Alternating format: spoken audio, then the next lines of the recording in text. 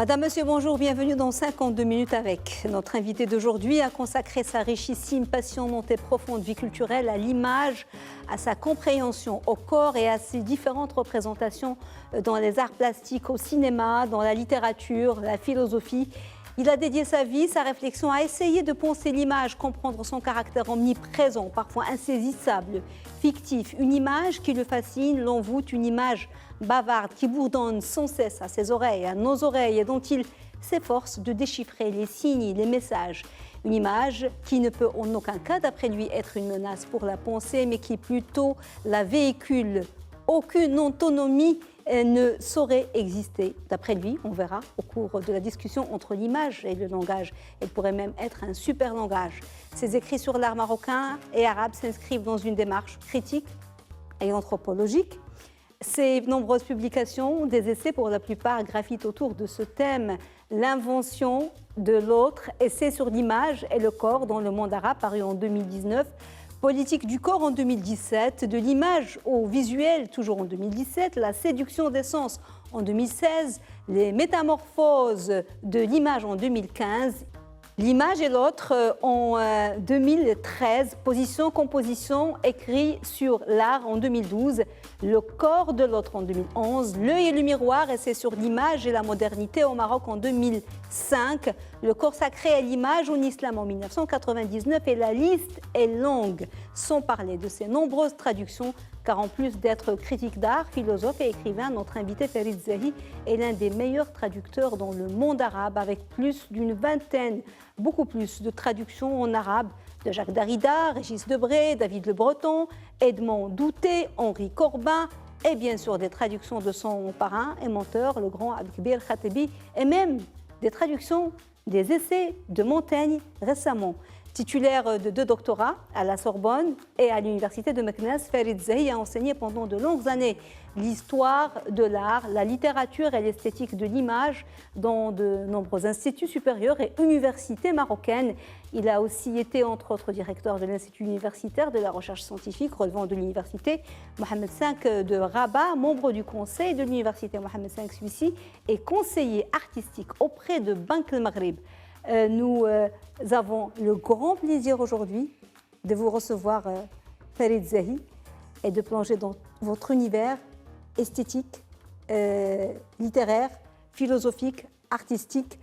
Et nous allons commencer par une partie de votre vie que nous ne connaissons pas très bien et qui est fondatrice, parce que tout part de là, c'est votre enfance. Dans vos CV, on trouve né à Casablanca. Est-ce que vous êtes réellement né à Casablanca? En fait, je suis né à plusieurs centaines de kilomètres à Casablanca. Et à l'époque, il n'y avait pas d'inscription obligatoire dans les campagnes marocaines, oui. Dans l'état civil. Et 3 ou 4 ans après ma naissance, on a été chassé par mon grand-père pour une raison purement familiale de notre maison, et mon père donc a pris la direction de Casa pour rejoindre son jeune frère qui était déjà installé là-bas comme jeune entrepreneur. Et là-bas, mon père nous a inscrits à l'état civil parce qu'il devait avoir ses papiers oui. réglementaires comme ouvrier avec mon oncle. C'était le Hiyaina. Je suis né à Hiyaina, oui, à 80 km de Fès. Entre Taza et Taounet, c'est la grande tribu très connue d'ailleurs, d'où vient Mohamed El Hayani, qui est oui. de la grande famille. Oui, voilà. Alors c'est une enfance où il y avait pas mal de mouvements, parce que vous êtes resté un petit peu à Casa, puis vous êtes revenu, vous avez été inscrit à l'école coranique et vous êtes revenu à la campagne. En effet, on avait habité Dar el-Fouqara et Hay el-Farah. Je me rappelle très bien donc de ces 2 résidences. La première, il n'y avait pas d'eau et on achetait l'eau à 10 centimes et je le montais avec mon père donc jusqu'à notre petite maison à la terrasse. Il vous a rendu finalement service, votre grand-père, hein? Exactement, c'est pour ça un que mal pour un bien. c'est pour ça que en fait je lui dois par miracle, doublement d'ailleurs, puisque même à Casa j'ai été à l'école coranique, et à Fès, quand nous sommes arrivés, j'ai raconté ça dans un texte à un certain moment, et je compte le raconter dans un texte plus long, autobiographique, parce que c'est un témoignage de pour toute une génération. À Fès, j'ai été à l'école coranique et j'ai commencé à avoir cette passion pour l'écriture et la lecture. C'est la question que je voulais vous poser. Une famille modeste, comme la plupart des Marocains, à l'époque, ont beaucoup de Marocains et ont beaucoup de Marocains qui ont réussi, qui sont devenus des universitaires, des chercheurs, des écrivains. Mais là, parce que votre domaine, c'est pas comme faire médecine ou de l'ingénierie. Dans votre maison, vous n'étiez pas entouré de livres et encore moins d'images, parce que l'image, c'est l'histoire de votre vie. Deux petites anecdotes vont en fait être déterminantes pour moi. Tout d'abord, avant de quitter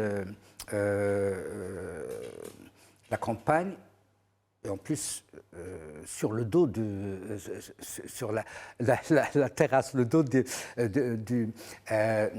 du car de l'époque, car Rzaoui, qui stationnait toujours devant moi, et j'étais fasciné par cette grosse machine qui faisait le lien entre l'inconnu et mon petit bled de l'époque. Un ami à mon père, un moustachu qu'on appelait le moustachu, m'a ramené un exemplaire du Coran écrit merveilleusement bien selon la lecture de Warsh. Donc, c'était un Coran jaunâtre, bien avec des papiers lisses que je caressais avec une douceur extraordinaire, et j'étais fasciné par cette écriture dansante du khat maghribi, de la calligraphie maghrébine. Il y avait la beauté de l'objet aussi. Oui, bien sûr. Et puis la deuxième anecdote concerne plutôt l'image. Mon père m'a ramené une tilawa dont je ne me rappelais plus le nom, tilawa al-Arabiya. Et il y avait une image que je lisais, donc que j'essayais de déchiffrer, avec tâtonnement bien sûr au début. Et puis il y avait une image, et j'avais une tante, l'image d'un cheval qui donnait un coup à un petit garçon. Je lui montrais ça, je lui dis, regardez. Et la pauvre, elle s'est arrêtée, elle était en train de faire la lessive, et elle s'est arrêtée, elle a commencé à pleurer. Mon Dieu, il va le tuer, il va le tuer. Et j'ai compris depuis ce moment-là la différence entre le langage et l'image. L'impact et l'effet de l'image est très fort. Peut-être poignante par rapport à la langue, notamment quand la langue n'est pas maternelle. Qui vous a initié à la lecture des livres de philosophie tout seul, ou Nordine Zahi, votre frère, est plus âgé que vous ou plus jeune? Non, c'est moi l'aîné. Voilà, donc c'est pas lui. Non, c'est moi qui l'ai initié. C'est vous qui... En fait, la découverte était d'abord par un grand hasard. J'étais inscrit à la bibliothèque Al-Qarawiyyin et j'ai découvert Jean-Paul Sartre. J'avais 15 ans.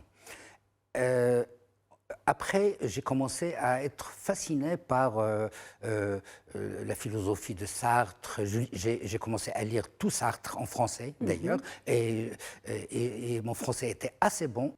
Quand vous avez eu votre bac, pourquoi vous avez fait philosophie? Vous aimiez les philosophes allemands, Heidegger en particulier, ou est-ce que vous lisiez à l'époque Heidegger ou pas encore? Pas encore. En fait, ce que je lisais, c'était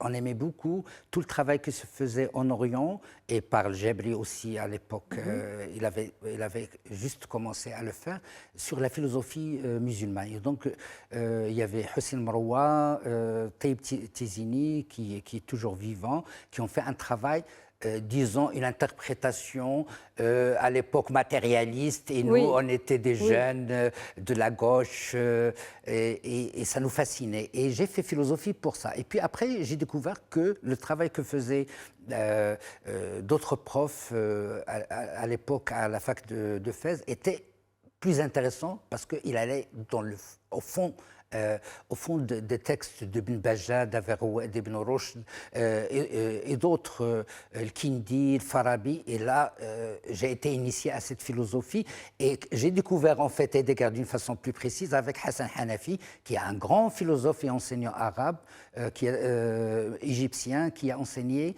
à Fès. À Fès, il n'y avait que Fès et Rabat à l'époque. Et les meilleurs philosophes enseignés, Najib Baladi à Rabat, Hassan Hanafi à Fès. Et puis il y avait les jeunes, des jeunes sortis d'Aretchef des grandes universités européennes. Oui. Et que l'arabe malmenait parce qu'ils Oui. étaient formés en français. Alors, vous avez fait votre licence à Fès, mais quand vous êtes reparti en France, vous êtes reparti directement à Paris, à la Sorbonne.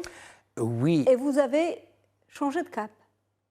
Exactement, parce que comme j'étais un militant culturel, je faisais du théâtre, j'étais responsable d'une association de théâtre pendant plusieurs années.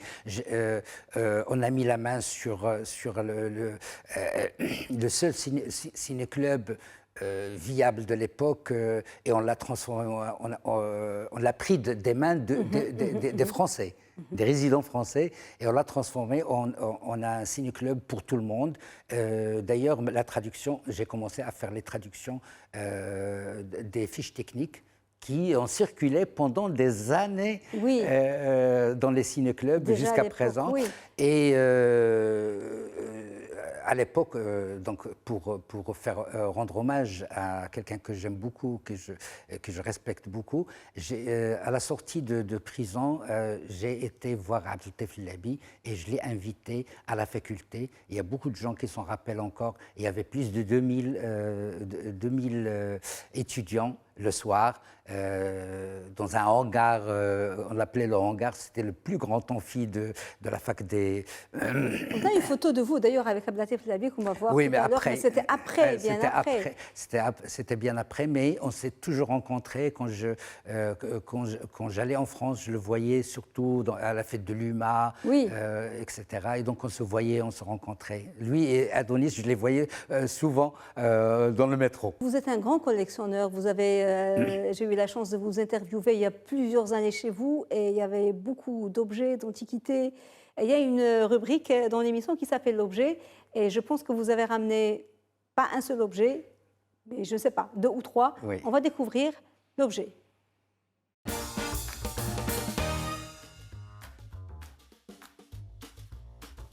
Votre premier objet, Farid Zahi, on découvre le premier d'abord. Ah ouais, d'un seul coup. C'est un rial. Ça, c'est un rial. Ah, ça, c'est les anciens rials, les grands rials. Voilà, voilà, ça comptait, on comptait en rial jusqu'à présent. L'histoire de ce rial... Le rial, c'est 1 centime. Hein. Non, 5 centimes. 5 centimes. 5 centimes. C'est écrit d'ailleurs 5, on peut le voir. Ouais. Alors, ce rial compte beaucoup pour moi, non pas parce que c'était une monnaie, mais parce que je l'avais collé à l'Osla. J'aime beaucoup ce nom. L'Osla de Khobz. Vous l'avez cloué. Voilà, je l'ai cloué. Est-ce que c'était pour reconnaître l'Osla quand on va chez les boulangers Exactement. Et donc, cet Osla, c'est-à-dire ce plateau sur lequel on amenait le pain au four, cet Osla me servait de bureau. Ah oui, c'était votre pupitre, là. C'était mon pupitre portable. Je le portais là où je voulais. Je le mettais, et donc, j'écrivais mes devoirs sûrs. Et j'ai écrit mes premiers textes que j'ai publiés. J'avais 16 ans quand j'ai publié mon premier texte, le Mouharrir. Et puis après, le Mouharrir, c'était le Tihad Shiraki actuellement. Et donc, avec qui, mais ses premiers textes avec Mohamed Choukri, Mohamed Barrada, les grands noms, Mohamed Zefzef. Et donc, je suis devenu, par la force des choses et miraculeusement, un jeune écrivain. Avec d'autres, d'ailleurs, on était un petit groupe qui était reconnu et qui était chouchouté par beaucoup d'autres grands intellectuels qui nous ont parrainés à l'époque et dont la plupart sont toujours des amis. Oui, mais à quelle époque, là, vous avez commencé l'écriture très, très, très jeune, mais à quelle époque vous avez été pris de passion pour l'image, pour les arts plastiques, pour le corps? Mon rapport à la peinture a commencé en 1997, quelques mois après avoir publié mon premier texte, Fil Muharrir. Et j'avais pas grand-chose et j'ai demandé à une tante de me filer un peu d'argent, 50 dirhams. Et avec 50 dirhams, je suis allé avec mon ami pour assister à la deuxième biennale arabe à Rabat. On a pris Hôtel Chab en Médina et j'ai rencontré Mohamed Qassimi, que j'aimais beaucoup, d'ailleurs, que je connaissais parce qu'il publiait, c'était un écrivain aussi, Mohamed Cheb'a, Dia Al-Azzaoui. C'est à l'époque où vous avez rencontré Miloud Lebied ou c'est pas à cette époque que vous avez rencontré Miloud? En fait, il était là, mais comme c'est quelqu'un qui n'était pas un intellectuel, je ne lui donnais aucune importance, d'autant plus que ceux qui m'intéressaient, c'était les artistes intellectuels. Là, c'est Cheb'a. Exactement. Là, c'était en 1996. On a été invité à Tanger à parler de l'art et de son public. D'ailleurs, on a fait énormément d'activités à Bab el-Rouah et à chaque fois, mes premiers textes d'ailleurs en français étaient sur Cheb'a. Mes deux premiers textes dans les années 90, 95, 96, à propos de la peinture, c'était sur Cheb'a, parce que j'ai passé plusieurs années à écrire sur le cinéma. Au début, c'était le cinéma, il est vrai. C'était le cinéma. J'écrivais quelques textes pour mes amis en arabe en matière de peinture, mais ce qui me passionnait, c'était le cinéma, d'autant plus que j'ai fait des stages quand j'étais jeune en France dans le domaine du cinéma et que j'ai fait un ou deux films en Super 8 et que j'avais utilisé mon appareil photo. Donc j'étais très passionné d'abord en tant que personne par les techniques. Par les techniques. Je faisais du tirage noir et blanc. Là, vous commencez à vous éloigner un petit peu du cinéma, même si vous vous intéressez beaucoup, toujours au cinéma. Effectivement. Et puis, ça va être les arts plastiques, la sculpture. Oui, il y avait l'école de Tétouan, l'école de Casablanca, il y avait aussi les gens de Rabat, il y avait des courants. Actuellement, avec le passage à ce qu'on appelle l'art contemporain, il y a une dissémination, il y a des petits archipels. Et comme l'art contemporain est tellement profondément lié à la question de la production, et donc aux résidences, aux échanges culturels avec l'Occident, il y a des intérêts qui parfois nuisent profondément à la qualité. Oui, absolument. Ça, c'est un tableau de Cheb'a. C'est un tableau de la période où il a eu il a été malade et donc il a été exploité à cette période par des gens que je ne vais pas nommer. Oui, on voulait un peu anticiper sa mort avant le temps. Ah, oui, le marché de l'art, c'est une autre. Ça, c'est 68. C'est 68. Alors, ça, c'est Miloud. Ça, c'est Miloud.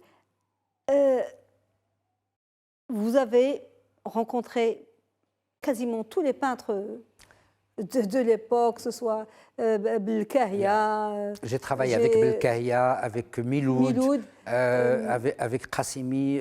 Qassimi, qui était un être humain extraordinaire. Voilà, avec lequel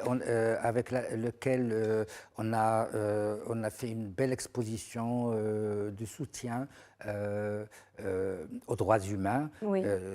Chose qui lui tenait énormément à cœur. J'ai travaillé avec Lamine, j'ai vécu avec eux.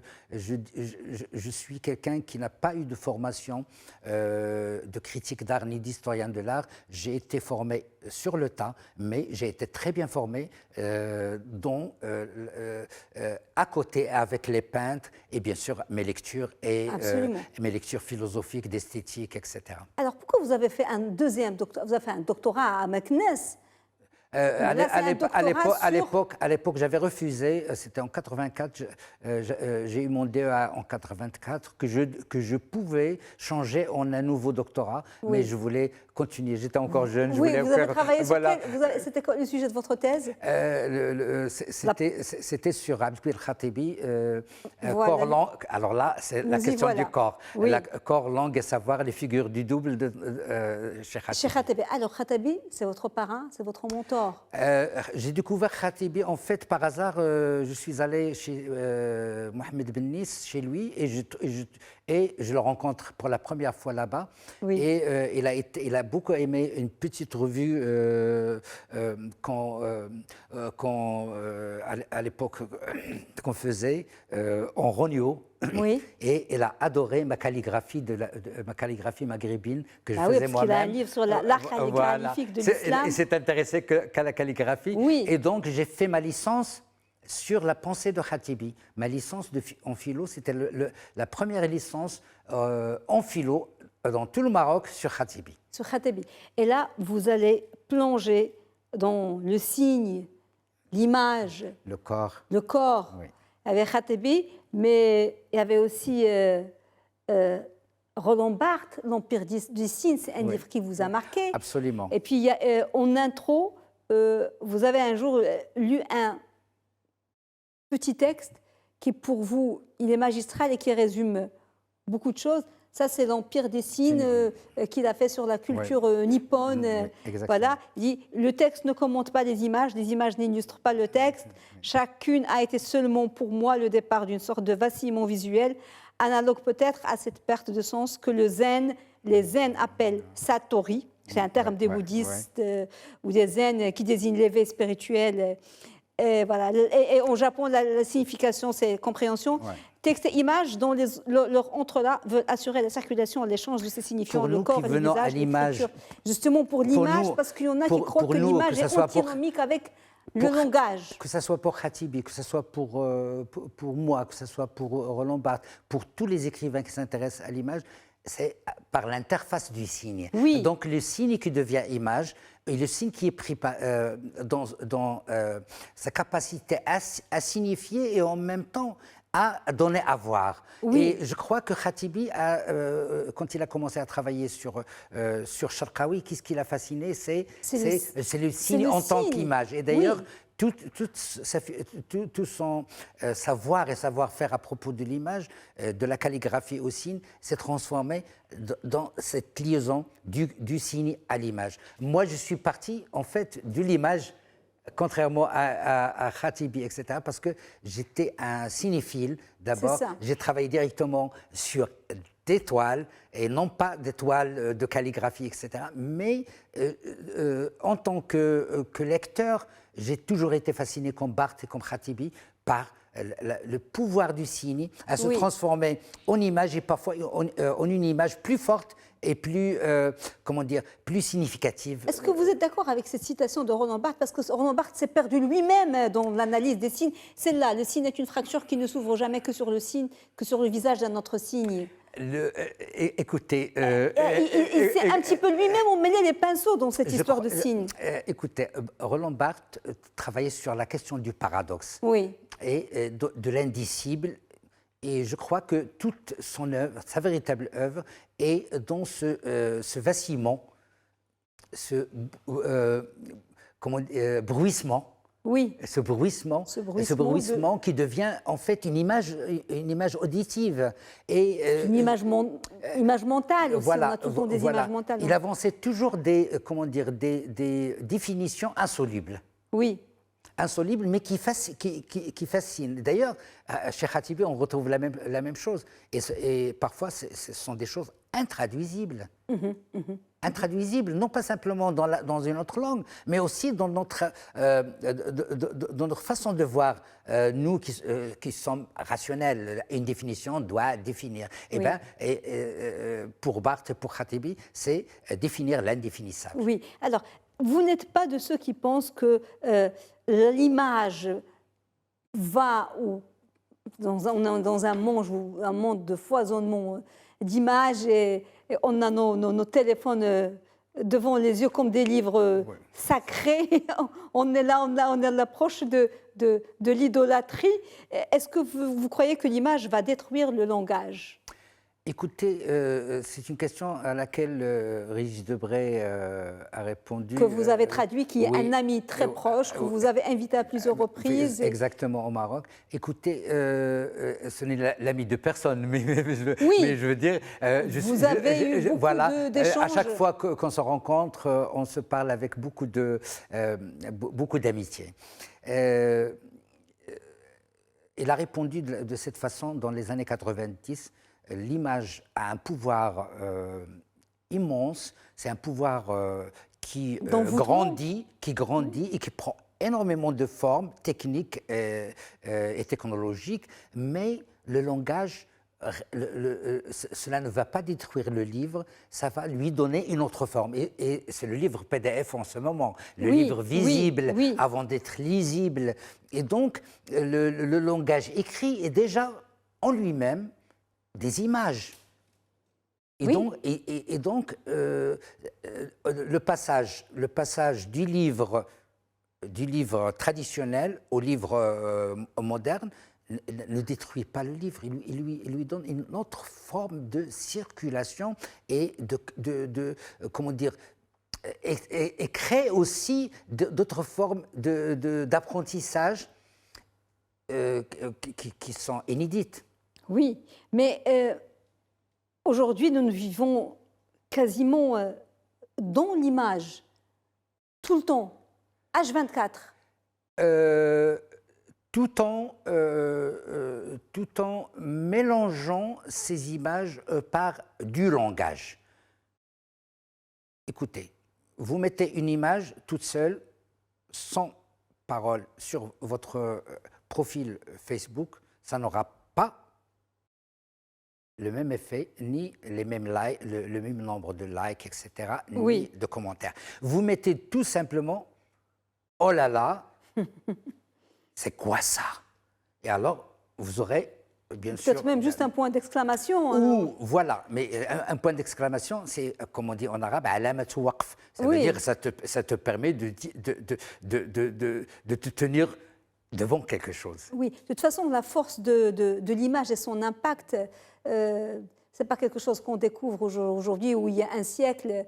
Il y a 2400 ans, Confucius a écrit une image vaut 1000 mots déjà. Oui, et donc, alors, il y a quelque chose sur lequel vous êtes souvent interpellé et j'aime beaucoup votre analyse et votre approche parce que vous avez travaillé sur la pensée de l'image dans la tradition arabo-musulmane. Et toujours les Occidentaux parlent de cette absence ou interdiction de la représentation de l'iconographie dans la religion et la culture, la religion musulmane et la culture arabo-musulmane. Mais vous avez une autre approche.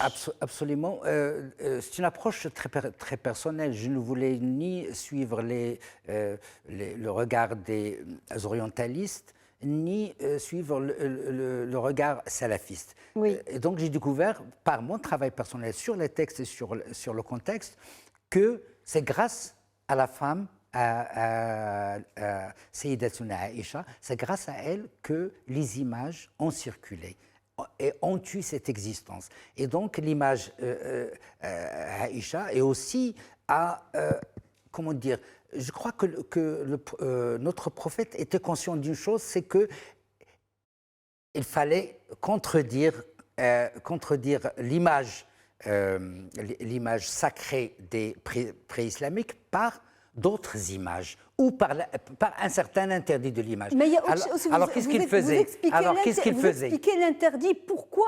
Les raisons de l'interdit, en fait. Bien sûr. Ce n'est pas un... Mais qu'est-ce qu'il faisait? Il ne détruisait pas les images. Et il ne détruisait pas les statues. Il ne détruisait pas les statues comme les salafistes. Il y a un hadith qui dit mettez tout simplement de l'encre sur le visage. Pourquoi? Parce que le visage est l'identité, l'identité de la personne. Sans le visage, nous sommes quoi? Nous sommes tout simplement des corps inanimés. Et donc, comme je le dis, pour ne pas revenir sur ce livre que j'ai fait il y a longtemps, l'image a été chassée par la porte, elle est revenue par la fenêtre. À travers quoi? À travers... Je peux dessiner un corps, mais tout simplement ne pas mettre le... C'est la miniature. Et puis, il y a des dessins avec la calligraphie. Oui, puis la calligraphie qui est devenue un dessin. Et donc... il y a des dessins qu'on accepte, et on l'oublie souvent. Voilà. Notre Pégase, El-Bouraq. Oui. Il n'y a pas que ça. La miniature, il y a la miniature persane qui est plus libre, et puis il y a la miniature abbasside. Oui, les chiites, c'est autre chose. Alors il y a quelque chose de très important. C'est de l'islam, les chiites sont des musulmans. Ils ne viennent pas de... Une chose très importante, parce que les gens oublient, l'interdiction de la représentation en islam, mais il y avait un contexte, c'était... par peur du retour du paganisme. Le cheikh Mohamed Abdo avait compris au début du 19e siècle, il a dit tout simplement, on est très loin de la jahiliya et de l'interdit, ça se comprenait à l'époque, mais maintenant, écoutez, dans les musées, les gens gardent et conservent une mémoire millénaire. Et puis, c'est un mode d'éducation. Il l'avait compris, c'est un cheikh, c'est un salafiste. Mais ce n'était pas une mauvaise chose, finalement, parce qu'on était précurseurs et peut-être plus modernes que les Occidentaux, parce qu'on est nous passé directement à l'abstraction. Il y a un enjeu, d'ailleurs, il y aura dans quelques jours un colloque sur Matisse. Matisse l'avait compris. Son cheminement vers l'abstraction, c'est à travers le tapis et l'art musulman. Et aussi à partir de l'unidimensionnalité de quoi? De la miniature. Exactement. Et il a fait ça.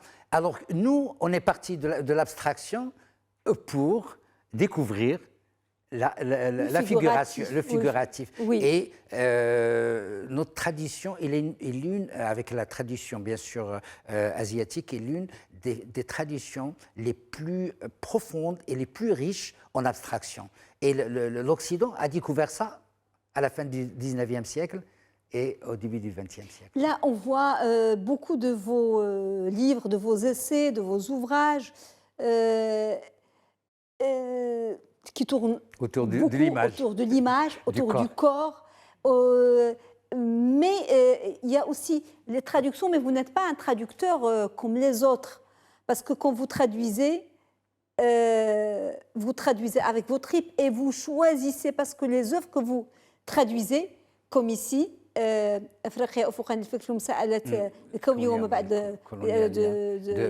Souleymane Bachir, qui est un grand philosophe. Absolument. Ou bien quand vous traduisez Edmond Douté, ou bien quand vous traduisez celui pour qui vous avez fait beaucoup de traductions. Le breton. Le breton, absolument, le breton, comme si anthropologie Issa Dahek. Écoutez, ça fait partie de mon parcours. En fait, et puis il y a deux sortes de traductions. Il y a les traductions commandes que je peux refuser. J'ai traduit et j'ai supervisé énormément de traductions pour les jeunes au sein d'un projet qui s'appelle Kalima à Abu Dhabi, 2011 jusqu'à 2017. Mais il y a beaucoup de choix. Par exemple, Vie et mort de l'image, c'est mon choix. Magie et religion de Douté, c'est mon choix. Le livre d'Henri Corbin sur Ibn Arabi, c'est mon choix. Et Montaigne, c'était ma parmi le dernier. C'est parmi les dernières traductions. C'est mon choix. Et pour les livres de Le Breton, c'est moi qui choisis. C'est moi qui choisis de traduire le livre et lui, il est d'accord ou généralement, il me facilite la tâche. Oui. Et donc, ces choix, d'abord, ce sont ce que j'appelle des traductions de référence. C'est-à-dire, ce sont des traductions qu'on ne peut pas retraduire, qu'on peut retraduire, bien sûr, mais s'ils sont retraduits, c'est parce que mon texte n'est pas mon texte que j'écris. Et moi, je traduis comme j'écris.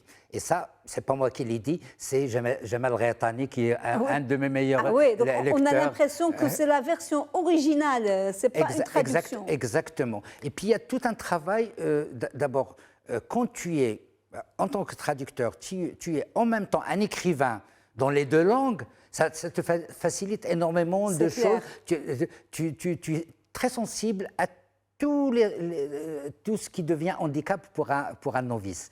D'un autre côté, ce sont des traductions qui tournent autour de mes thèmes préférés. C'est l'image, l'imaginaire et le corps. Je travaille sur ça depuis 40 ans. Et une chose très importante, parce que la traduction est tout, parce qu'on oublie la traduction, tout sauf un genre de culture mineure, parce que c'est à travers la traduction que tout le savoir a circulé dans le monde. Ce que Derrida et Khatibi nous ont appris, et j'ai appris énormément en les côtoyant tous les deux, en les traduisant, en aimant ce qu'ils ont fait, c'est que la traduction n'est pas simplement... C'est d'abord le passage d'une langue à une autre, de ma langue maternelle, qui est Derija, à ma langue paternelle, qui est l'arabe, à d'autres langues que j'ai appris avec le temps. Oui. Et donc, si vous voulez, il y a une traduction, ce que Freud appelle le transfert, c'est-à-dire une traduction des affects à notre perception, et puis de notre perception à notre ratio. Et puis, après, c'est la traduction dans le discours. Donc, tout est traduction, comme disait Jacques Derrida. La traduction n'est pas simplement traduire d'une langue à une autre, mais traduire d'un monde, d'un univers à un autre monde. Oui. C'est ça le grand pouvoir de la traduction. Absolument, ça c'est Derrida, on le voit avec sa fameuse pipe. Le temps file très très vite. Oui. On va passer à la rubrique triptyque pour voir des images que vous avez choisies. Triptyque.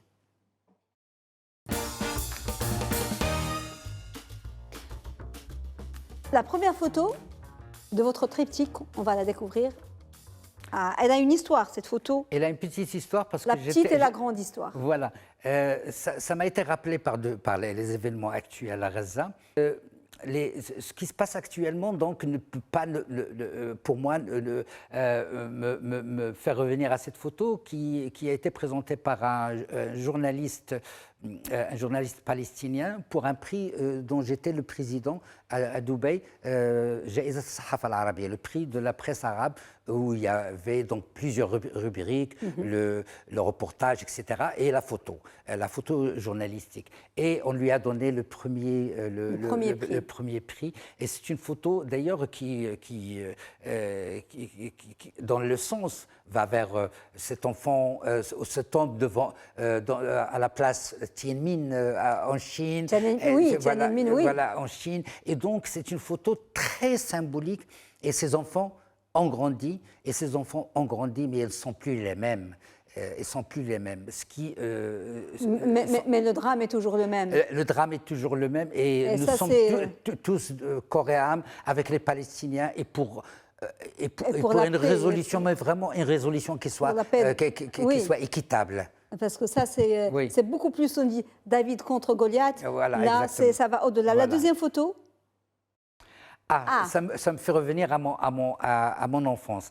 Moi, j'habitais pas loin de Sidi El Bouralem. Ça, c'est Sidi El Bouralem qui est le saint de la place, un peu la place Jemaa el-Fna. Oui. À côté, il y avait un cimetière donc, qui n'est plus, c'est un vieux cimetière.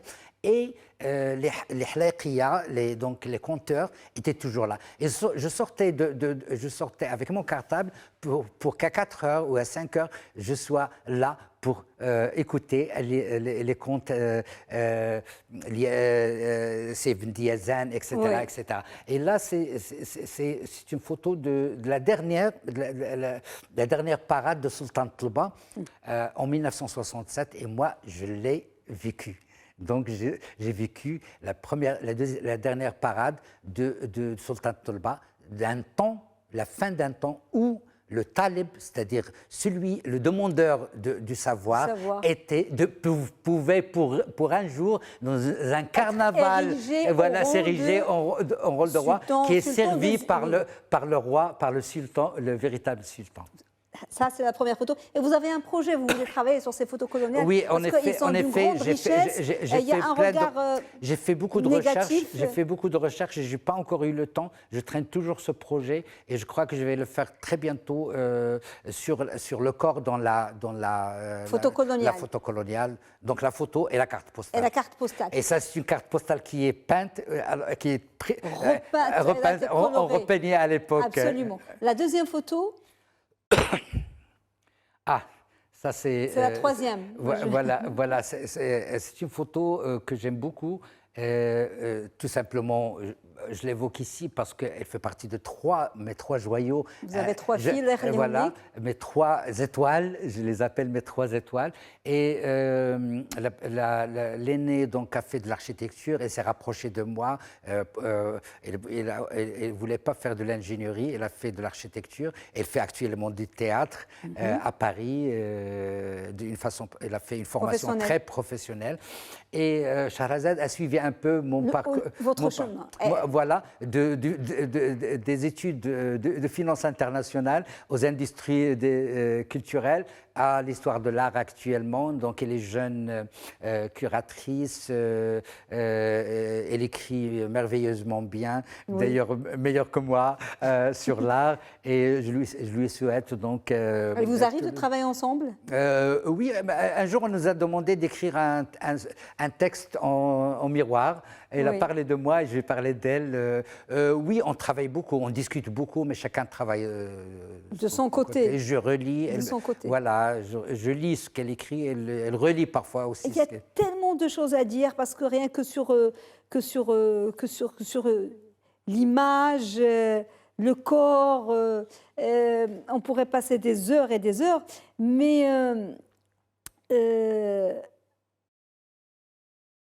pour finir, pour l'image, parce qu'il y en a beaucoup qui, on l'a dit, qui craignent que l'image, à cause de l'image, que le langage devienne subalterne. Écoutez, Marx a parlé à un certain moment de l'aliénation. Oui, l'aliénation de l'image. Je crois que le pouvoir, le grand pouvoir des images, parce qu'il n'y a pas une seule image, des images, l'image technique, etc. L'image technologique est la plus dangereuse. Mais je crois que, nous, comme je le dis, nous vivons avec les images. Nous vivions avec les images. Oui.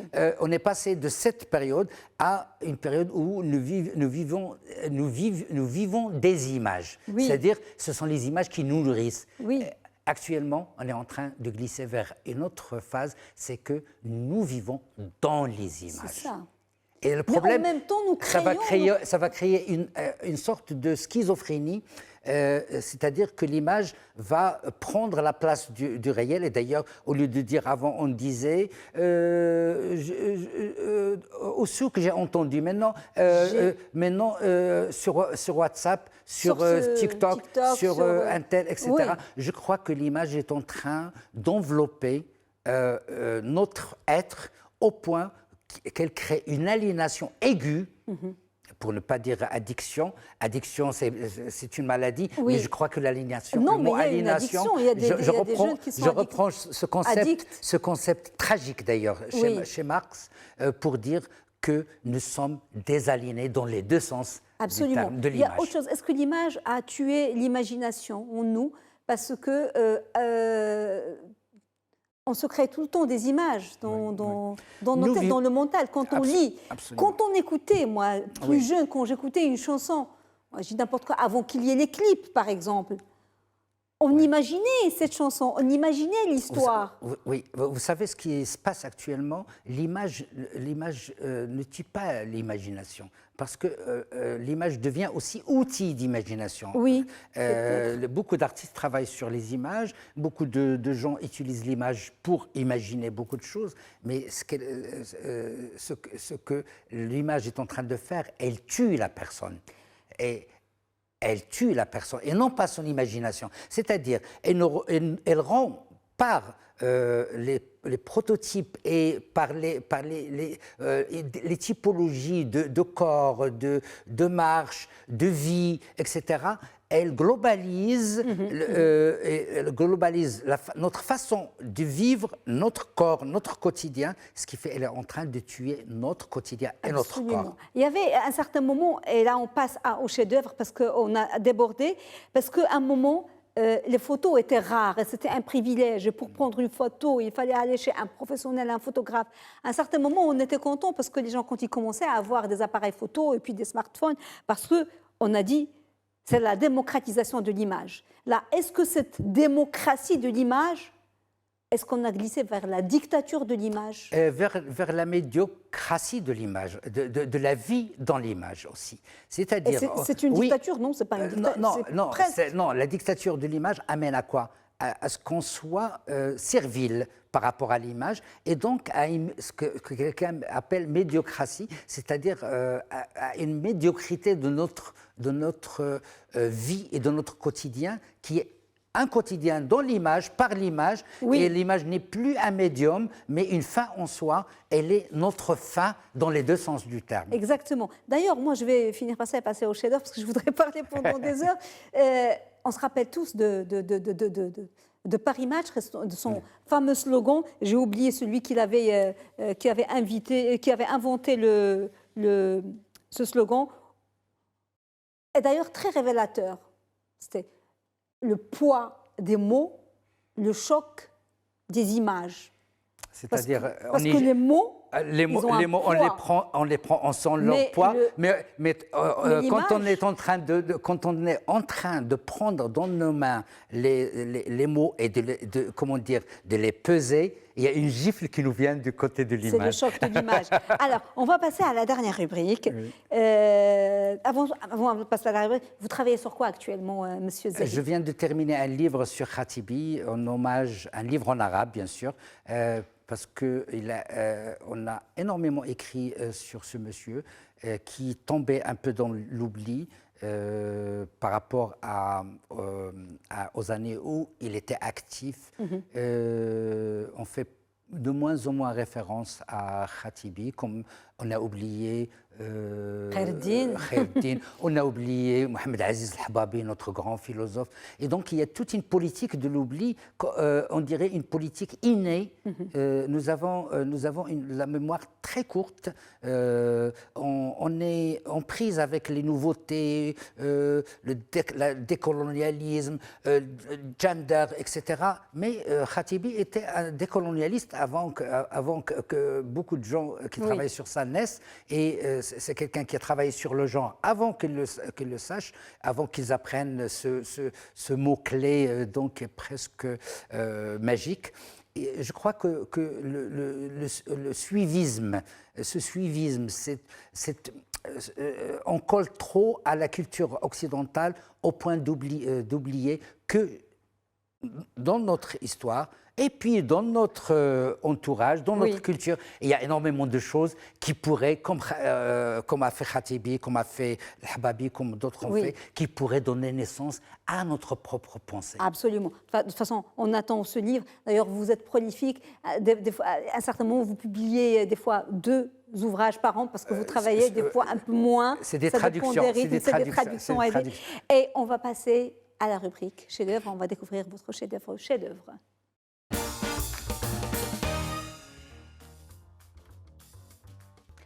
Le chef-d'œuvre que vous avez choisi est un livre d'Ibn Arabi, Usus al-Hikam. On a traduit la sagesse des. Je sais pas. Là encore, la traduction, c'est la sagesse des prophètes. Oui. Je sais non, pas mais si la traduction n'a aucun rapport avec. Le Fas, c'est le Fas d'Yeltoum. Oui. Voilà. Et donc, c'est comme vous êtes en train de, comment dire, de décomposer le Touma. Et Fusus al-Hikam, c'est un livre majeur du soufisme de d'Ibn Arabi, profond, oui. bien que beaucoup d'autres préfèrent le Futuhat al-Makkiya, que moi, où je trouve énormément de choses intéressantes, mais oui. je crois qu'ici, dans ce livre, Ibn Arabi, que j'ai découvert d'ailleurs via Heidegger, c'est Heidegger qui m'a donné le goût d'aimer Ibn Arabi, et j'ai retrouvé, d'ailleurs j'ai écrit énormément sur le rapprochement, j'ai rapproché dans des articles Ibn Arabi dans beaucoup de choses, déconstruction des dualités, Ruh al-Jasad, l'Aql, al-Hiss, autre chose chez lui qu'on retrouve, c'est la passion des mots et de l'étymologie. Al-Ibarat Ubour. C'est magnifique, c'est-à-dire quand je vous parle, il y a déjà une passerelle, oui. qui s'étend entre nous, et ce n'est pas simplement une passerelle, je suis en train de passer vers vous. C'est le passage qui est... et donc, Ibn Arabi, ce que j'ai retenu d'Ibn Arabi, j'ai écrit sur l'image, oui. le khayal, l'imagination chez Ibn Arabi, mais le mot barzakh, par exemple, qui est l'entre-deux, qui est une idée des romantiques allemands, je la retrouve d'une façon plus extraordinaire chez lui, et donc il rapproche toujours les deux choses antagonistes ou contradictoires, et il m'a appris à aimer l'image réelle et l'image mentale. Oui, et ce qui est extraordinaire avec ce livre, c'est un livre où chaque chapitre est dédié à un prophète, mentionné dans le Coran, oui. En commençant par Adam, oui, bien sûr considéré. Mais c'est un classique du soufisme qui, finalement, s'adresse au-delà des barrières à toutes les confessions. À toutes les confessions, à toutes les religions. C'est ça qui est extraordinaire avec ce livre. C'est un peu... à tous les chercheurs de vérité.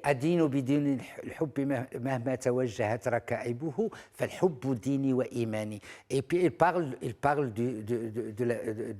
du christianisme, et il parle du judaïsme. Et donc pour lui, pour Ibn Arabi, le mysticisme dépasse d'ailleurs même la religion dans son sens islam, etc. Dogmatique. Voilà, c'est la religion de tous les gens qui adorent un seul Dieu. Merci beaucoup, professeur Farid Zahi.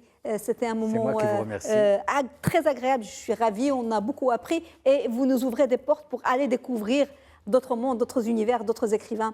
Merci beaucoup et à très bientôt, j'espère. Et bon courage pour vos prochaines publications. Merci, monsieur Zahi. À vous. Madame, monsieur, merci beaucoup de nous avoir suivis. Bonne suite des programmes sur Média TV. À la semaine prochaine.